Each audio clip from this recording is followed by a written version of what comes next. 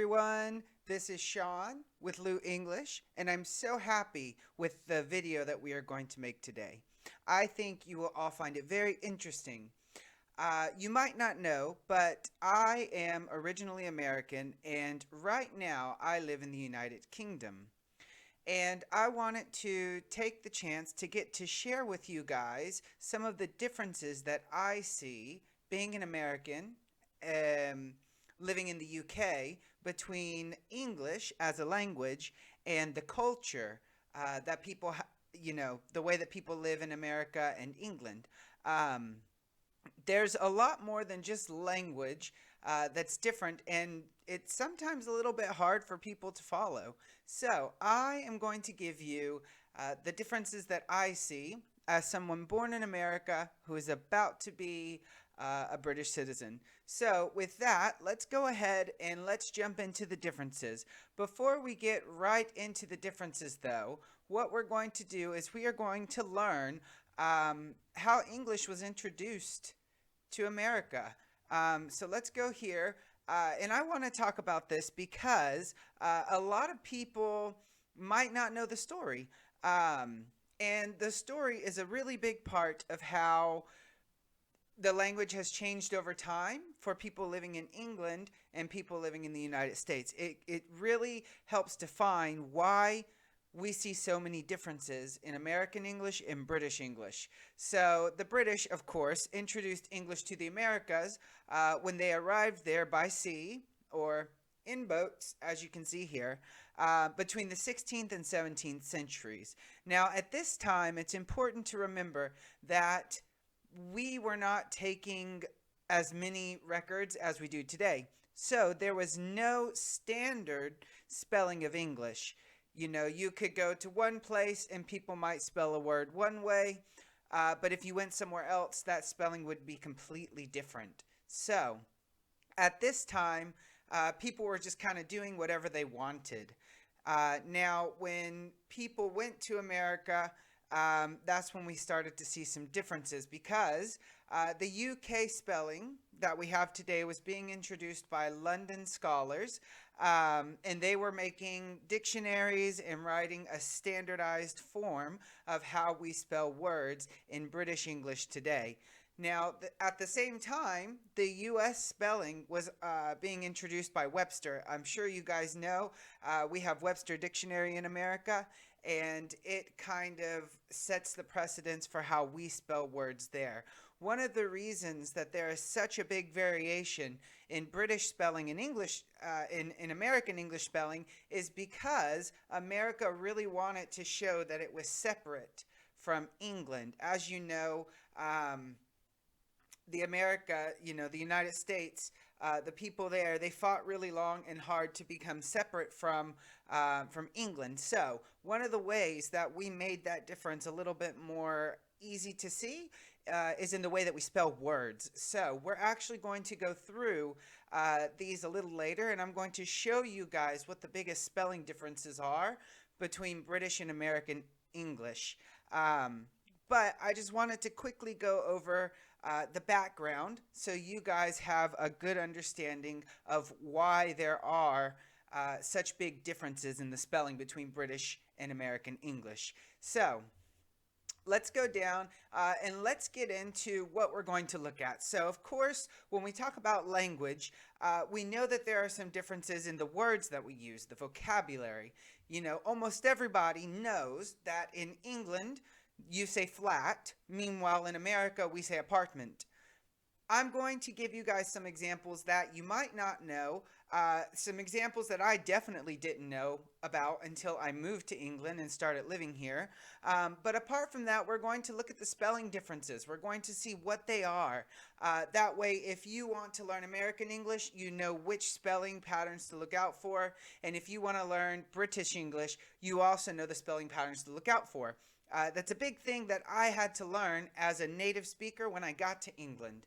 I am a teacher, so when I went to teach students how to spell words, I had to learn the British spelling. That way I could teach it to people because, you know, it would not be okay for me, an American, to teach an American spelling to British students. That's just, I'm living here. I need to adapt. I need to become more like British people. And part of that is learning the spelling differences. And it's something I see a lot of people overlooking. So let's go ahead and let's jump into that. And then the last thing we're going to talk about is the grammatical differences. This comes from how we see the world. The way British people see the world and the way Americans see the world is not actually the same. Everybody has a different view depending on the eyes that they're looking for. So let's go ahead and let's cover that as well. All right, guys, so let's get into it. I'm going to start with some spelling differences, and right now I know I'm in front of this, so I'm going to put myself over here where this guy is. Woo! Let's be like him. All right, so there are some very specific differences when it comes to spelling, and like I said, the reason Americans changed the spelling is because they wanted to differentiate themselves. They wanted to be a little bit different from British people because it was a big war for them to gain their independence. So the biggest one that you see is here. So if we look at this word, diarrhea, yucky. But diarrhea in the UK is going to have an O. So here's the spelling, O-E or A-E. We don't do that in America. We just take that off and we put just an E there. I'll tell you guys something. There's actually a joke that says when the settlers from England went to the United States, the reason that we spell differently is on the boat, they actually dropped some of the letters into the sea on the way going to America, which is a little bit silly, but it's a joke that people say. So that's the first one. The second one that we have is when we're talking about stuff in the past tense. In England, it's not uncommon to put a T. So instead of, if we're saying something like, the candle was burning and then it finished, we can say the candle burnt for, a couple hours. But in English from the United States, we're most likely to say ed, like burned, dreamed, or leaped. Int. This is another one. The British often tend to put a C there instead of an S, whereas in America we will use an S. So we have words like defense with a C in Britain and defense with an S in the United States. Here's another spelling pattern, E-L-L, something like canceled or marvelous. It's very common here that you have a double L, whereas in America we usually take that away. Canceled with one L, marvelous with one L. Another one, which might be one of the more well-known spelling patterns, is I-S-E versus I-Z-E. So if we're talking about appetizer, in England, we're most likely to put an S, whereas in the United States, we are most likely to put a Z. This one is very interesting to me because appetizer, to me, you can hear the Z. To me, it makes a lot of sense. But if you ask a British person, they say the S makes a lot of sense. So it really just depends on your perspective, what you're used to, where you're from. Both of these are okay. And I promise you guys, if you write appetizer with an S in America, people will be able to understand it, but they might not know it's British. They might just think it's a spelling error. And now this one really messed with my brain when I got to England. But the double L at the end of a word is usually converted into one. So we added another one in America. So, enroll, to me, that should have two L's. But in England, they're just going to use it with one L. That's a very strange one to me, but it's something I've gotten used to since I've lived in England for quite some time. This one right here, let's talk about this one. So OG versus OGUE. Now, in England, the British will usually always put OGUE, so like analog or, catalog. That's something that we'll see very commonly in England, whereas in America, we put OG only. We take off the UE. However, if you go to America and you write with the UE like this, it's something that people will understand and nobody's really going to fault you on it. This is also one spelling pattern that is really well known. The OU, we have taken out the U in America. So color, behavior. We took out the U and it just becomes O there. So that one is, one of the most well-known spelling differences. another one that you might not know. So let's talk about this one, ER versus RE. So meter, fiber, center. If we do this in England, we're going to put RE, but in America, we're going to put ER. And that actually has a lot to do with French influence. Um, we're not going to get too much into that, but that is definitely because of where the UK is situated. You know, it's right beside Europe. And in America, we actually say that, the UK is in Europe. I live here now, and that's not what British people think. British people, actually don't consider themselves a part of Europe, which is, it's all about perspective. Like I said, it's all about how you see the world, and it's all about your point of view. And the last one is the Y and the I. In this one, living here, teaching phonics, to be honest, I still don't quite get it, but this is just what British people do. They're going to spell tire with a Y, whereas in America, we're going to put an I there. To me, the rule is, hey, that's an I. It's a long I because there's an E at the end. I'm not really sure why British people are doing this unless that phonic that Y is working as a vowel. But either way, that is another, those are the spelling patterns. That's what we did to make ours a little bit different, and I think some of them are quite interesting. But now you pretty much have a definitive list. This is all of the spelling differences that you're going to see, and I think it's quite interesting. Let's move on away from this because the vocabulary, this is what most people tend to focus on, is the vocabulary differences between England and the United States. Now, I tried to choose some of the less common words here. I don't want to say eggplant versus aubergine because that's one that many people know. I tried to pick the ones that were very interesting to me when I moved here. That way I could share them with you guys. So the first it took me for a spin. I wasn't really sure why they do this, but, trousers are pants in America. It's what this guy here is wearing. So we would say trousers the British would say trousers, whereas the Americans will say pants. But here's the interesting part. Pants in England are underwear in America. It's what we wear under our pants or under our trousers. It was very, different for me to hear that. Another one that was hard for me to remember is bonnet. Bonnet is what we have on the front of the car. It's what we open, it's what we close. And in America, we're going to say hood. And then, if the hood is where the front of the car is, the trunk is at the back of the car. And they don't say trunk in Britain. They're going to say boot. The next one, which really confused me, was lorry. And a lorry is a big truck, and the closest comparison I can give you guys is a dump truck. A truck that has a lot of dirt in the back, or rocks in the back, or even trash, or as the British say, rubbish in the back. Maybe it's taking it to the trash bin, or the general waste area. There's a bunch of differences here, but lorry, the closest I can think of is a dump truck. Let's talk about university, which is where you go after you finish high school, or sixth form, as the British would call it. In America, we usually just say college, but I want to be distinct here. In England, there is a college and there is a university. However, it's a little bit different. College is generally something like a sixth form, so it's going to be more like a high school in America.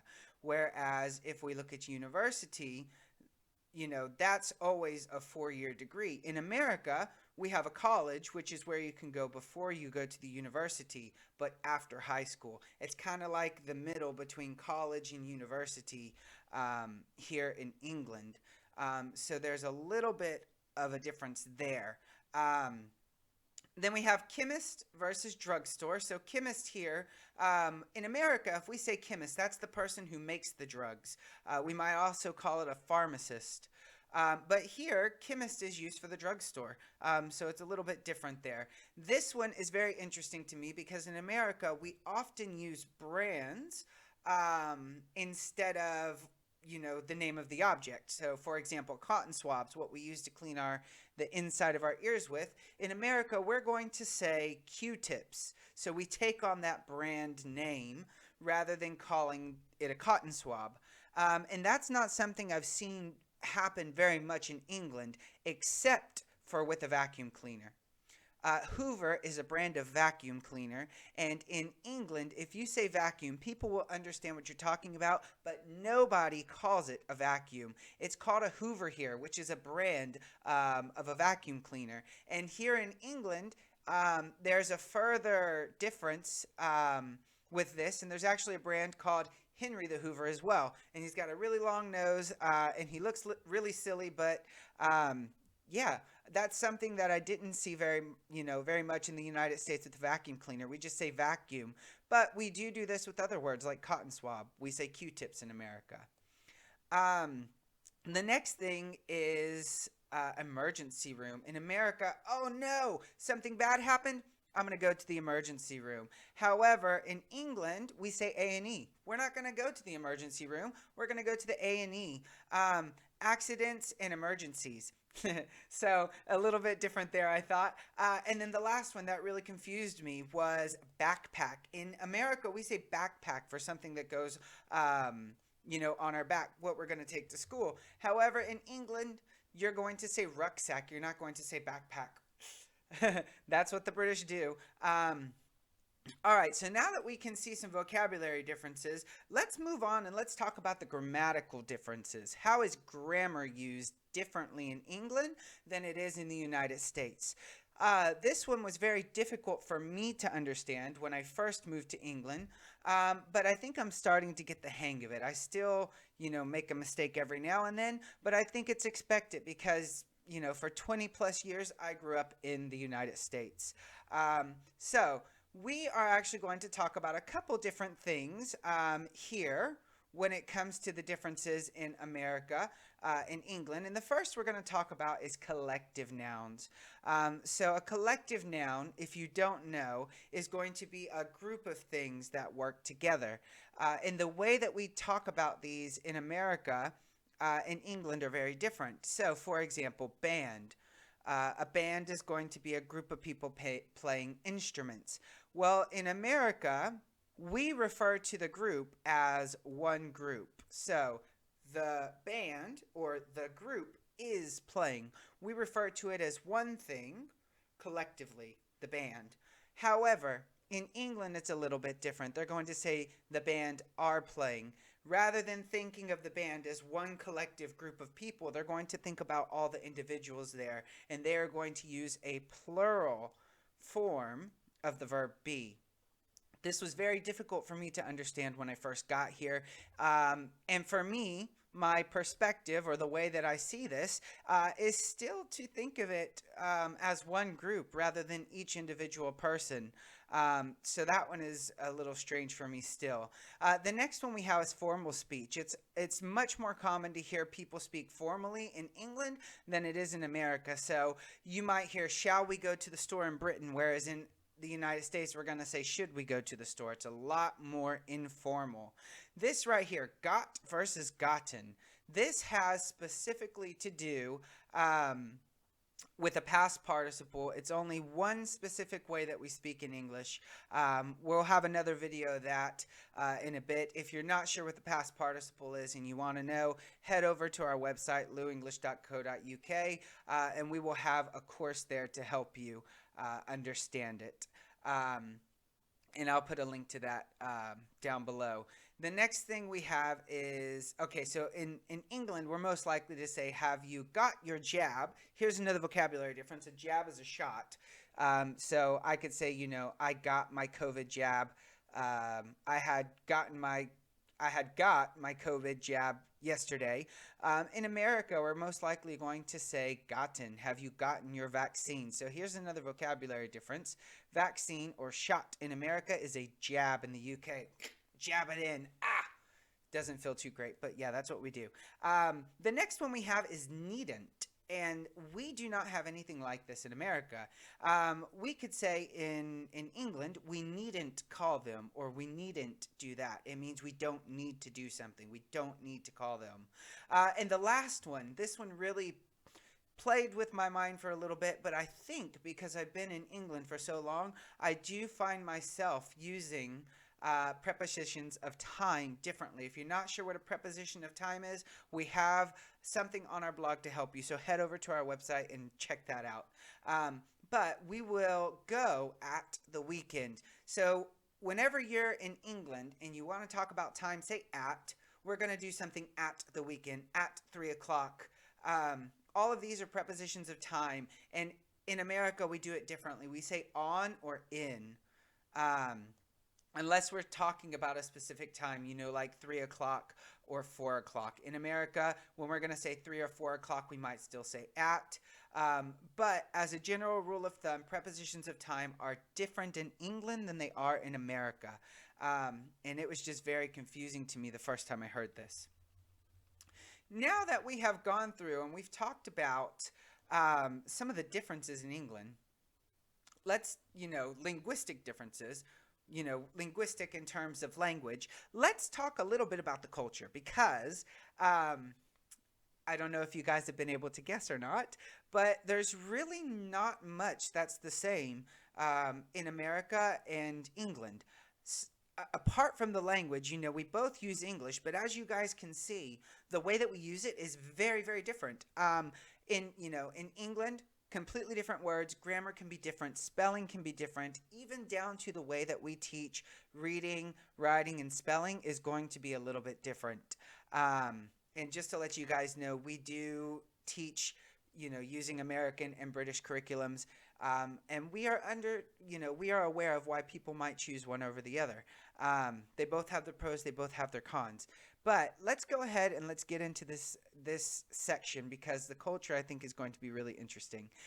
Now, before we go on, culture to me, to someone, at Lou English, is going to be anything that defines somebody as who they are. So it's what we eat, what we listen to, what we read, what we write, our history, our geographical location, where we live in the world. All of this is going to affect you, and that's what we call culture here.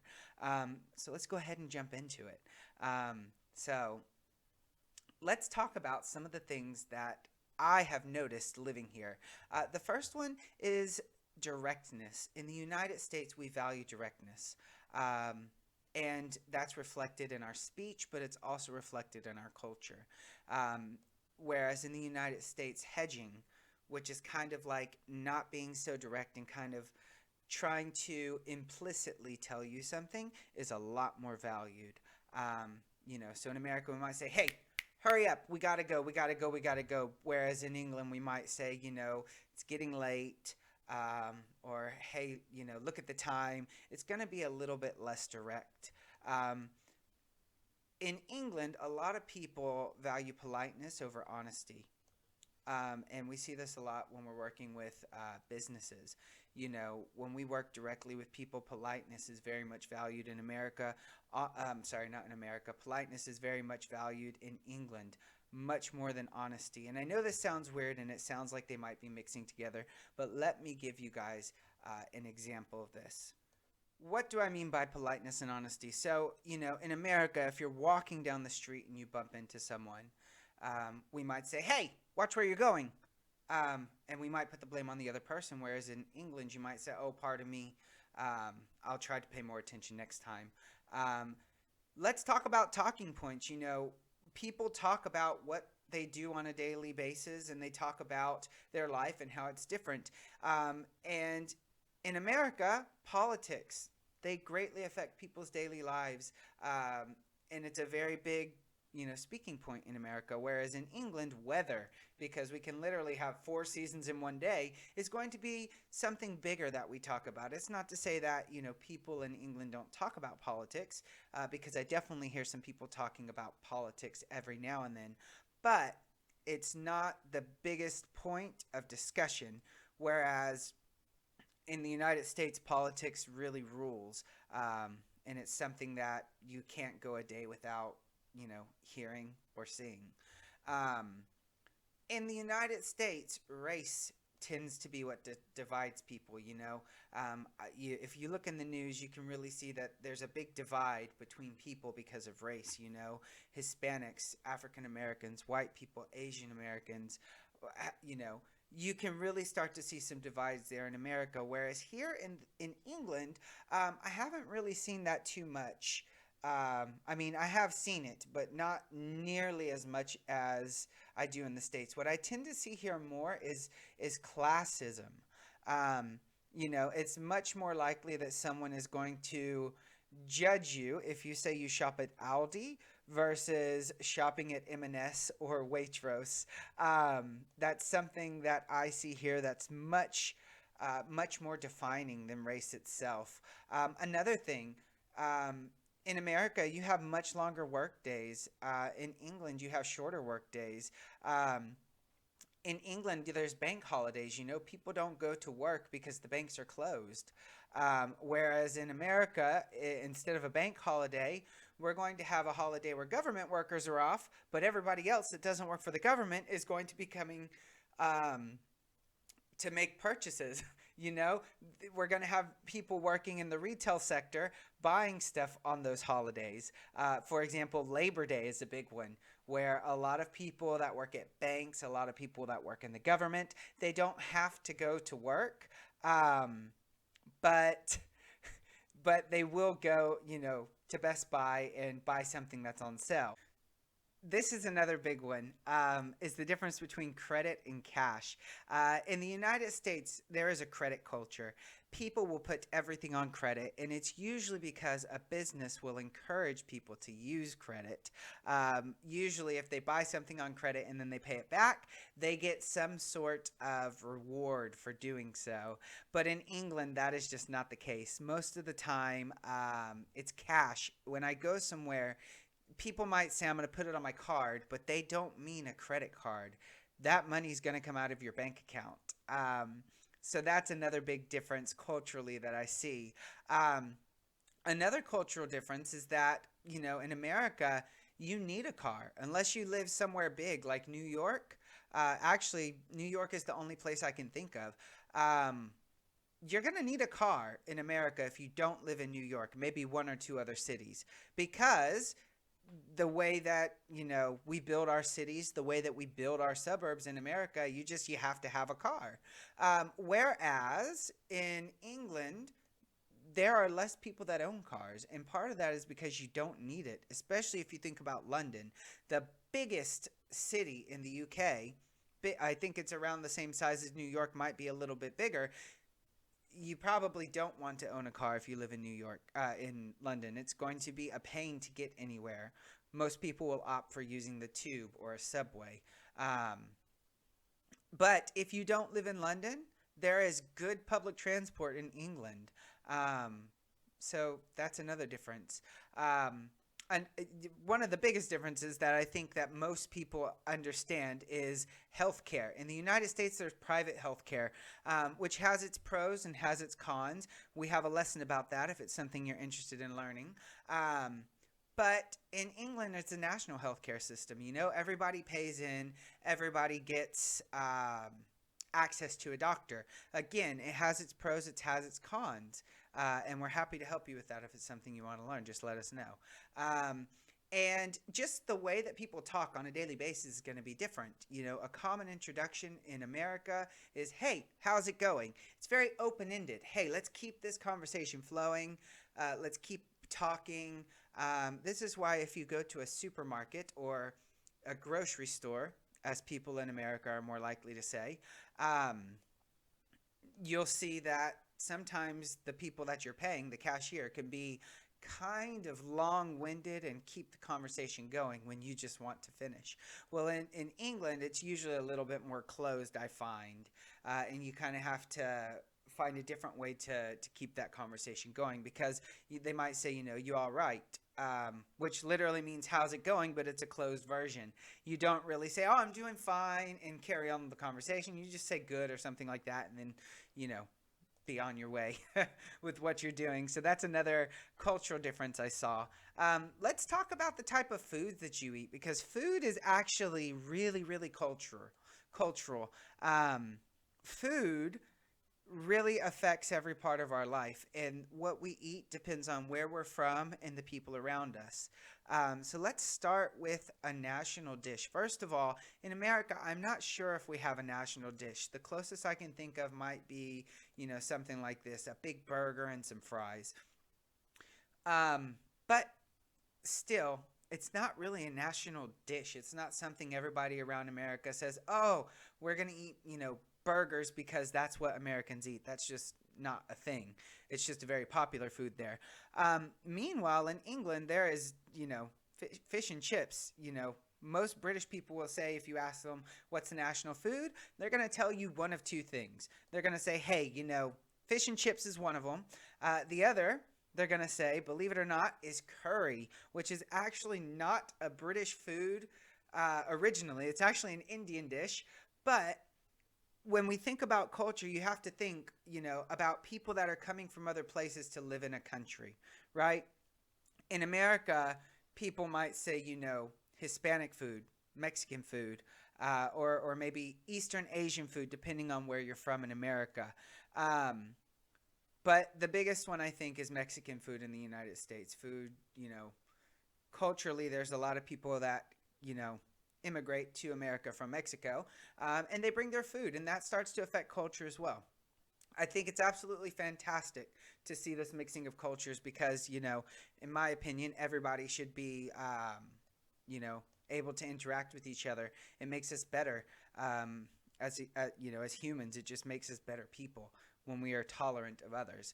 But in the UK, people are more likely to say Indian food because people come from India to the UK, and there's, a lower population of people coming from Mexico. So there's not as much Mexican food. However, I will tell you guys, I did go to an excellent Mexican restaurant last night here in the north of England where I live. Fantastic place. It was called La Capilla. You should try it if you are ever in the north of England. Okay, so guys, another thing. Let's talk about a culture that's very, very specific in America. We're going to talk about coffee culture. It's very common for people in America to go have coffee together in a group, and it's everybody knows what coffee culture is in America. Meanwhile, in England, people are much more likely to say, hey, let's go have a cuppa. In case you don't know what that means let's go have a cup of tea. So, again, the food is also something that's going to be very different. This is a big part of culture, so that kind of makes sense. All right, guys. So I've made this video a little longer than I wanted to, so let's go ahead and finish this up. I hope that you guys enjoyed seeing the biggest differences between American English, British English, and learning how culture really affects the way that we communicate. That's what we focus on here at Lou English, helping people learn the differences between English-speaking countries, specifically America and the UK, just because that's what we know.